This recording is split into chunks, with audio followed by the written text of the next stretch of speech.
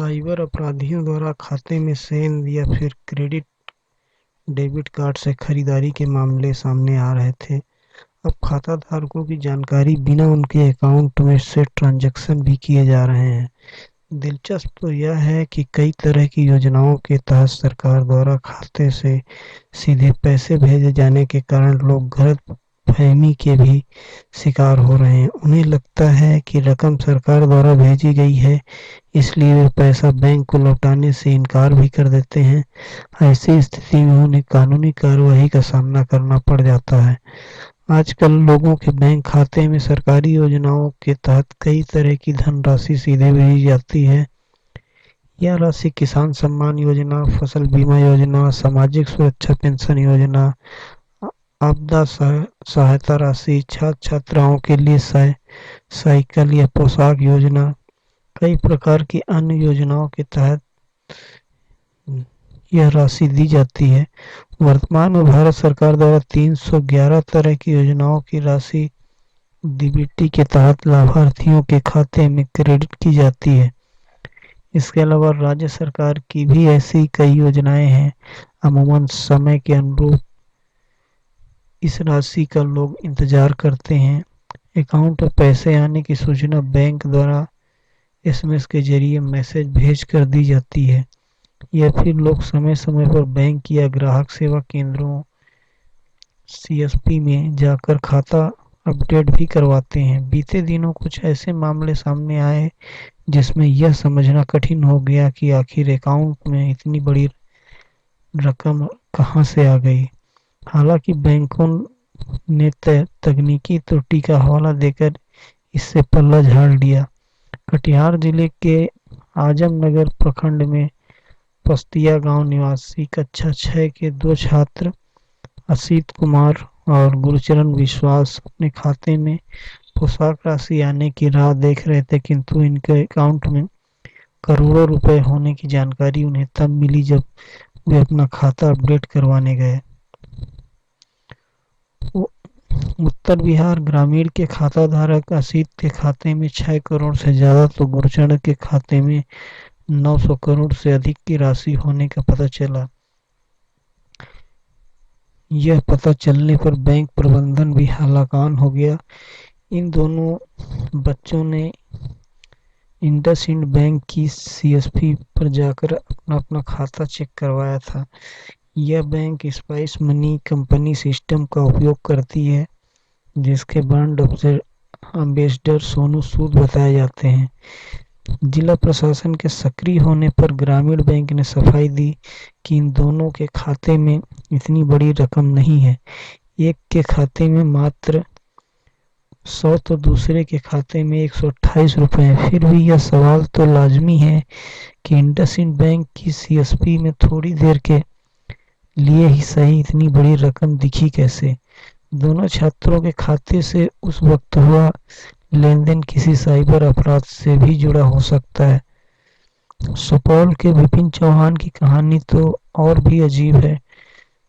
वह जब मनरेगा के जॉब कार्ड के संबंध में स्टेट बैंक ऑफ इंडिया की सीएसपी पर जा पहुंचे तो आधार कार्ड के जरिए वित्तीय स्थिति की जांच पर पता चला कि उनका जॉब कार्ड नहीं बन सकता है, क्योंकि उनके खाते में करीब 10 करोड़ रुपए जमा है।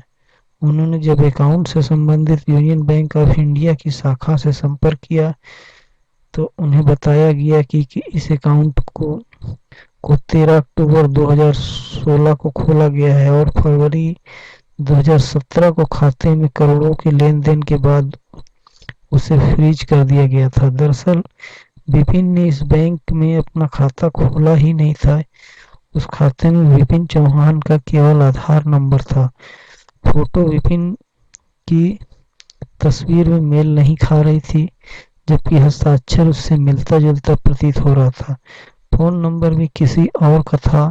अकाउंट खोलने संबंधित फॉर्म का भी बैंक में आता पता नहीं था। शाखा प्रबंधक को वरीय या वरिष्ठ अधिकारियों ने पूरे प्रकरण की जांच का निर्देश दिया है।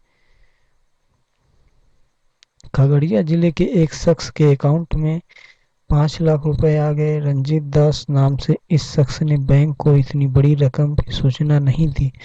आम लोगों के बीच मामले का खुलासा तब हुआ जब बैंक ने नोटिस भेजकर उसे रकम वापस करने को कहा। उन्होंने बैंक को सीधा जवाब दिया कि ये पैसे पीएम मोदी जी ने भेजे हैं, इसलिए लौटाऊंगा नहीं। रंजीत दास ने पैसे निकालकर खर्च कर दिए। अंततः मामला पुलिस के पास गया और रंजीत दास को गिरफ्तार कर जेल भेज दिया गया। यह सिलसिला यही नहीं थमा। मुजफ्फरपुर के कटरा थाना क्षेत्र निवासी वृद्ध राम बहादुर शाह जब वृद्धा पेंशन की राशि चेक करवाने सीएसपी पर पहुंचे तो संचालक ने आधार नंबर पूछा और अंगूठा लगाने को कहा। अंगूठा लगाते ही उनके खाते से 52 करोड़ का बैलेंस स्क्रीन में आ गया। सीएसपी संचालक और राम बहादुर दोनों दंग रह गए। उनका खाता उत्तर बिहार ग्रामीण बैंक की पसौल शाखा में है। इस प्रकरण की सूचना उनके पुत्र सुजीत कुमार ने जब पुलिस को दी, पुलिस ने इसकी जांच की तो शाखा प्रबंधक सुधीर कुमार ने बताया कि उनके खाते में महज 2000 रुपए हैं। उनका कहना था कि तकनीकी गड़बड़ी के कारण इतनी बड़ी राशि अकाउंट में दिखी होगी। अब बुजुर्ग ने पीएम मोदी से मांग की है कि कुछ राशि उन्हें दे दी जाए, जिससे उनका बुढ़ापा अच्छे से कट जाए।